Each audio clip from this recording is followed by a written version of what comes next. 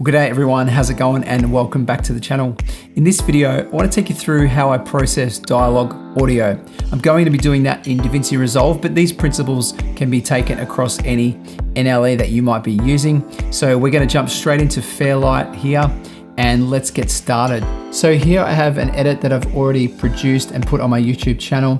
So we're just going to listen to this little part of audio here to see what it's like with the bare audio with no equalization or anything at all on the audio. So this is the raw audio recorded from the Rode NTG2. So let's have a listen. And if you're new here, I'm Michael. I'm a filmmaker and cinematographer from Melbourne, Australia. I run my own video production company and I started this channel just as a way to give back to the... So that's sort of the raw sounding audio straight out of the Zoom H5 from the Rode NTG2. So first thing I want to do is I want to noise reduce. Wherever there's any background noise, environmental noise that's coming into the audio recording, I want to try and get rid of that. So I'm going to show you that process here, but we might not need to do that because it sounds pretty clean from the outset. So let's just show you what I would do for that is come over here to the effects panel. We are on this A1 here, and I've made it into a stereo recording already. So the way that I've done that, I'll just show you quickly, is you basically right click on the audio, go to clip attributes, and I've added in a new channel here, changed it from mono, which it was before, change it to stereo, and then just added this channel on the right hand side as well. So we have a stereo recording now. So basically what I want to do is go over to A1, which is the channel we've got here, click on that and come down to restoration, Fairlight, and noise reduction. Now this is the plugin window for noise reduction, and here we're just going to set it to auto speech mode, and we're just going to play if you're new through that audio Michael, again. I'm a filmmaker and cinematographer from Melbourne, Australia. I run my own video production company and I started this channel just as a way to give... And it's not really doing a lot. I can't really hear it doing much. So what I'm going to do is I'm going to listen to the noise only to see what it is actually doing. And if it's taking away much noise or if it's just cutting into the vocals, the actual speech, sibilants and things like that. So let's have a listen now again.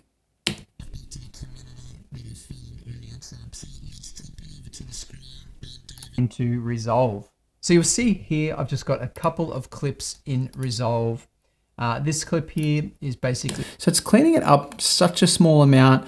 I'm not even worried about denoising this particular piece of audio. So I'm going to leave that off and just come back here to A1 again, this track, and just delete this plugin. We're going to now jump into the next phase of how I clean up the audio, and that is normalizing to -3 decibels. Now, I don't actually use the normalize feature for this. What I do is I basically use what's called a compressor. So I put a compression on just to smooth it out that little bit, and then I add a little bit of makeup gain, it's called, until I sort of hit around about -3 decibels. So let me take you through that process here. So in this actual channel here, on the channel strip it's called, we have a window for dynamics. So this window here with like the 4 squares like this, I'm going to double click on that to open up my dynamics effects panel. And I'm going to do it here on the channel strip. So it's going to do the whole piece of audio. So I don't need to individually do each part of this audio section. So I'm just going to reset this to standard, and then I'm going to turn on this compressor and have a listen with it off. And then I'll toggle it on and off and you can hear what that's doing as well. So let's go and have a listen to that.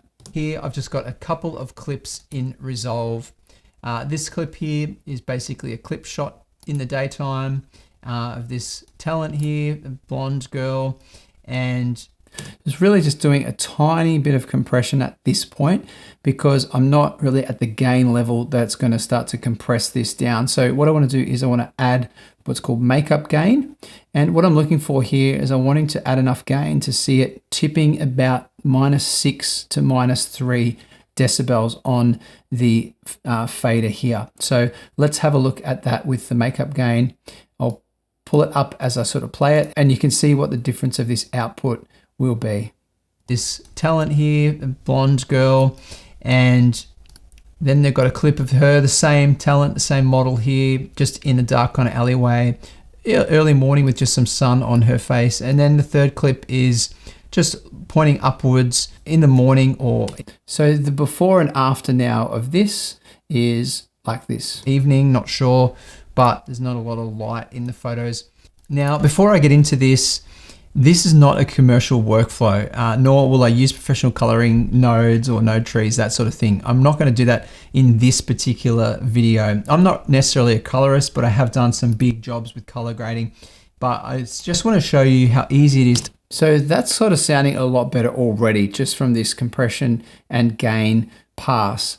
So I reckon maybe just backing that off a little bit, maybe around 7 decibels of makeup gain is going to be all that we need for this part here. So I'm going to leave the dynamics now. So the next thing I want to do is I want to check the reverb on this, and there's a plugin I use called Reverb. It's a very good plugin. It works really, really well for getting rid of room reverberation. But in this case, there's not a lot of reverb again in this particular audio. So colorist, but I have done some big jobs with color grading. But I just want to show you how easy it is to kind of pull nice grades. Over on the website, this is where I got it from, Blackmagic. There's a little bit there, but it's so close to the speech, you can't really notice it so much. So what I'm going to do is leave that reverb pass. It doesn't really need to be done. And I'm going to jump into the final stage, which is equalization. So I'm going to double click on the channel script here where it says EQ, pull up the equalizer, and I'll show you a few things I'm going to do here before I finish this and get it ready for export. So I'm going to first things first, put on this band here, which is, firstly turn it on, put on this band here, which is just called a high pass filter, and it just basically takes out some of the low end.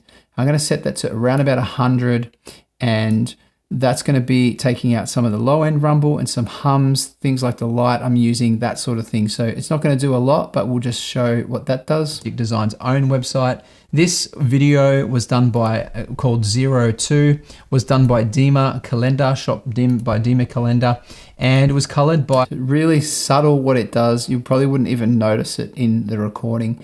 But the next thing I want to do is I want to add some presence to the lows in my voice. So this microphone, Rode NTG2, and something I will mention here is that this is going to be different for every single microphone. Whether you're laving up with a different mic, whether you're booming in with a Sennheiser or a Rode, it's always going to be different because every microphone has different characteristics. So this is really a trial and error of how the audio sounds, what things maybe can be boosted and reduced to make it sound better. And better is kind of subjective in many ways, but with this vocal that you're hearing from this microphone, sometimes it's a little thin in the low end, so you do need to boost it a little bit. And then I also add some excitement as well, because this microphone's a little bit heavy in the mids, so I do add a little bit of enhancement, which I'll show you as a final step. So basically now I want to take this number 2 band, I just want to pull it up like this. And I'm basically going to use this and the low pass. I'm just going to use this and the high pass filter to get around about where I want to be with this. So let's just have a listen to this, what this does. By Tom Majerski from Tetragrade. So what I'm going to do is I'm pulled the footage from here. So this is where I got the footage from. And then I'm also going to pull the footage or some reference grades out of this video. So you can see it just adds a little bit in the low end, and it just kind of makes it a little bit more beefy in the low end, and it gives the vocal a little more presence. It puts it a little bit into the front more for you, for the viewer, and it's not like I'm sitting behind, it's kind of coming forward a little bit more at you. So that's all I would literally do there.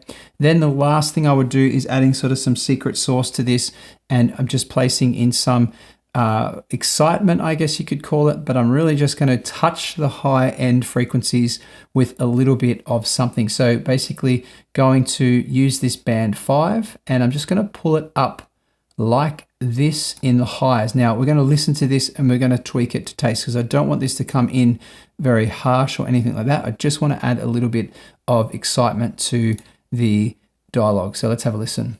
Pulled the footage from here. So this is where I got the footage from.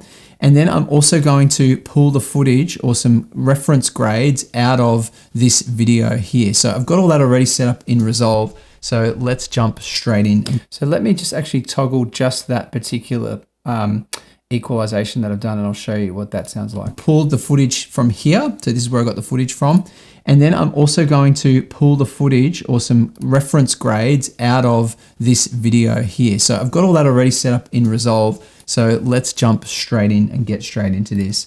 So first off, I want to sort of take you through the process of how I kind of jump through what I'm wanting with the footage. And basically so it's just adding a little bit of presence and a little bit of excitement to the vocal, and really is super subtle. I'm just going to bring it up more. This is quite hectic, but in this area, there wouldn't be much that you would hear. It's kind of a breath and presence and really stuff that's maybe outside of the audible range, but have a listen and Resolve. So let's jump straight in and get straight into this.